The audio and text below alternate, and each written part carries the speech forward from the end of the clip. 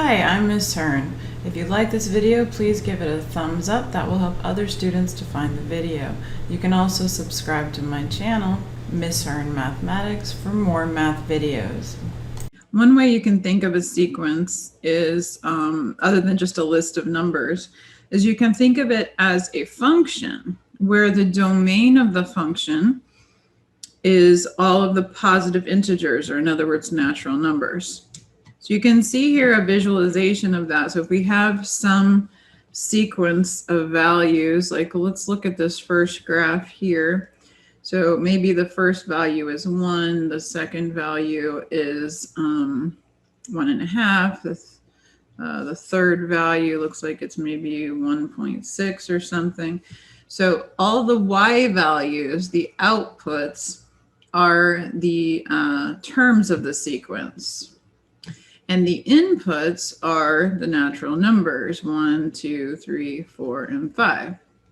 So f of 1 is another way of writing the first term in the sequence, a sub 1, which I said was like 1. And f of 2 would be the second term in the sequence, which would be like 1.5, and so on. So you can think of the sequence itself as being a function, but it's not a function that's continuous like we're used to. It's a function that we call discrete, meaning that there are gaps between individual values, not a span of values. Okay. When you think of it that way, you can think of limits of the sequence very similarly to when we think about limits of functions. So actually, this first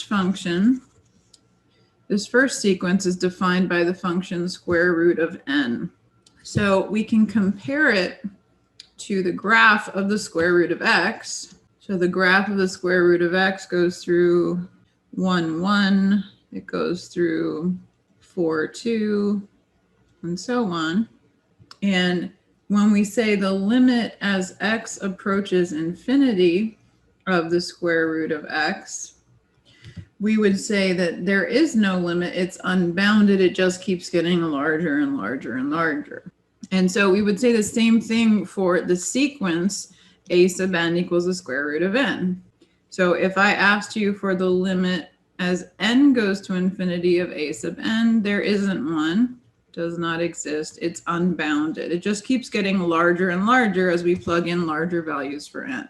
And similarly, here we have the function, the sequence rather, a sub n equals 1 over n, which we can compare to the function 1 over x.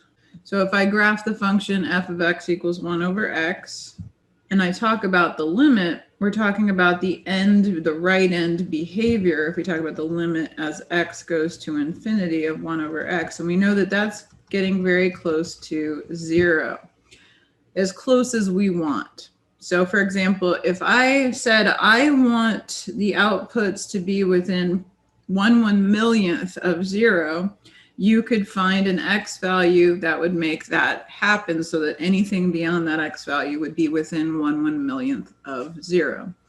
And the same thing goes for the sequence.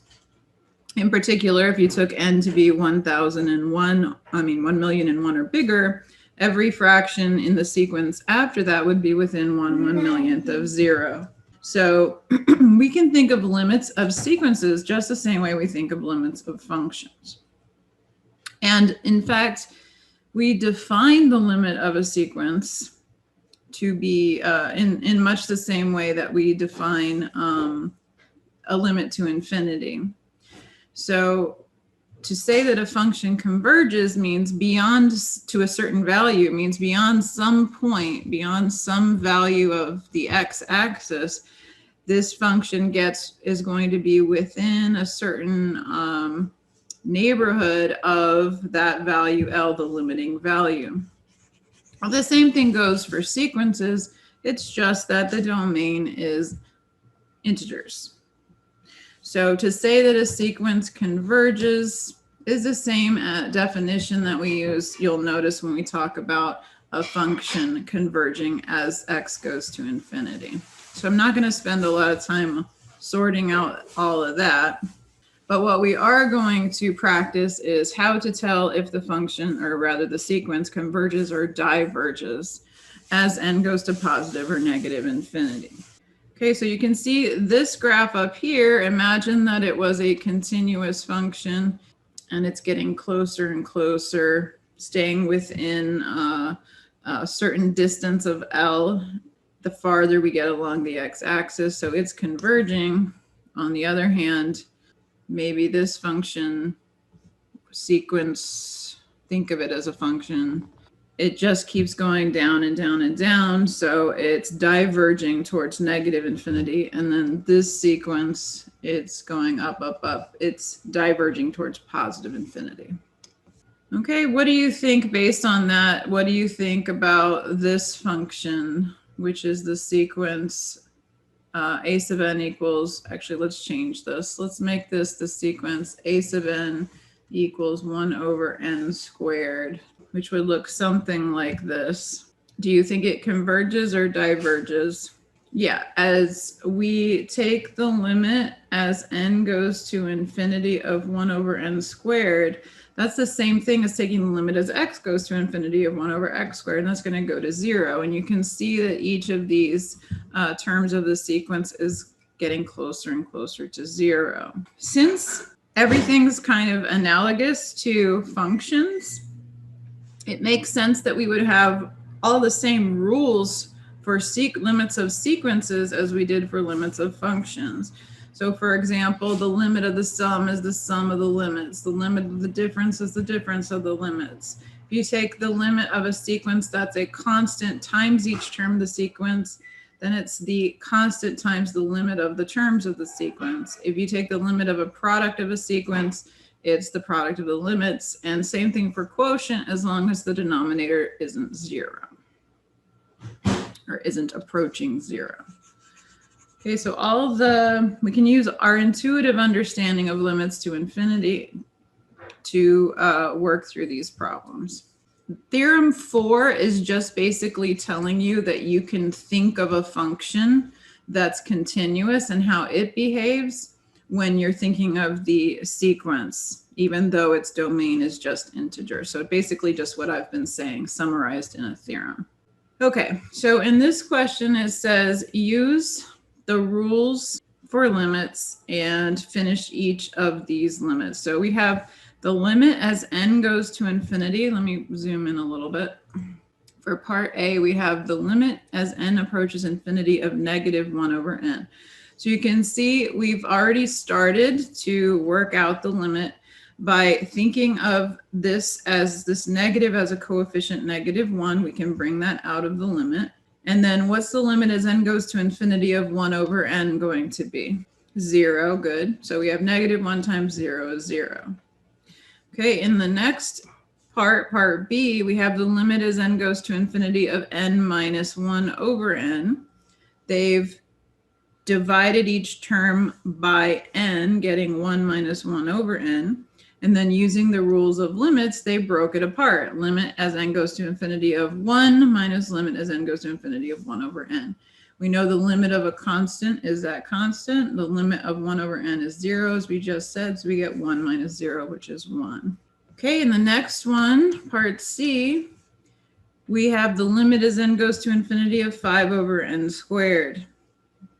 Now, since I've already told you you can treat this like 5 over x squared, you could probably just look at that and know that it's 0. But you can also use the 1 over n, break this apart into 5 times 1 over n times 1 over n. And we know this would be 5 times 0 times 0, which would give us 0 as well. And then for the limit as n goes to infinity of 4 minus 7 n to the 6th over n to the 6th plus 3, back when we were discussing limits of functions that had a continuous domain, limit as x goes to infinity of 4 minus 7x to the 6th over x to the 6th plus 3. What did we do? We had a couple different ways of working that out. It would be -7, that's right. One way to think of it as the highest power dominates. So I like to think of it as I can just take the limit of the terms in the numerator and denominator with the highest degree, and it's going to be the same result as the overall limit. So that would be one way to work that problem. All right, now when it comes to sequences, we will often, instead of writing the limit as n goes to infinity of a to the n, since with sequences, we're always talking about limits to infinity. If that is equal to 1, then we would just say a sub n arrow 1. These mean the same thing. Okay, so when it says show that the square root of n plus 1 over n goes to 1, that's the same as saying the limit as n goes to infinity of the square root of n plus 1 over n equals 1. So that's what we're trying to show. Okay, so how would we show that? Well, we're going to apply each of the rules. So this is the limit as n goes to infinity of n plus 1 over n with the square root on the outside, right? We've learned that we can take the limit inside of the square root. We also can take that, divide that n into both parts, and we'd have the square root of the limit as n goes to infinity of 1 plus the limit as n goes to infinity of 1 over n. And then that's going to be the square root of 1 plus 0, which is equal to 1. So basically, we're just, when we say show that that's happening, we're just saying take the limit and show your steps.